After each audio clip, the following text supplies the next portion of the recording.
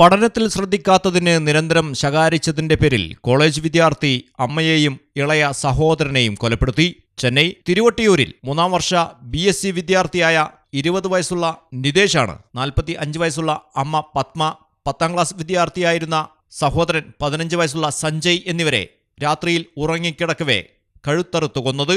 സംഭവം നടന്ന് 2 ദിവസം കഴിഞ്ഞാണ് വിവരം പുറത്തറിഞ്ഞത്. മൃതദേഹങ്ങൾ പ്ലാസ്റ്റിക്കിൽ പൊതിഞ്ഞ നിലയിലായിരുന്നു.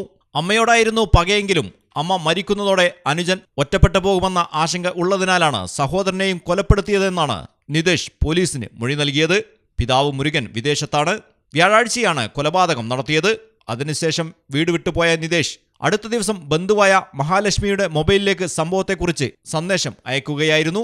വീടിന് സമീപം താക്കോൽ വെച്ചിട്ടുണ്ടെന്നും വേഗം അവിടെ പോയി നോക്കണമെന്നുമായിരുന്നു സന്ദേശം.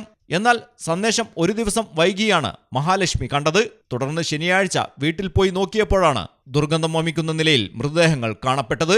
പോലീസ് നടത്തിയ അന്വേഷണത്തിൽ തിരുവട്ടിയൂരിൽ കടൽക്കരയിൽ നിന്ന് നിതീഷിനെ പിടികൂടുകയായിരുന്നു. News desk Malayalam television.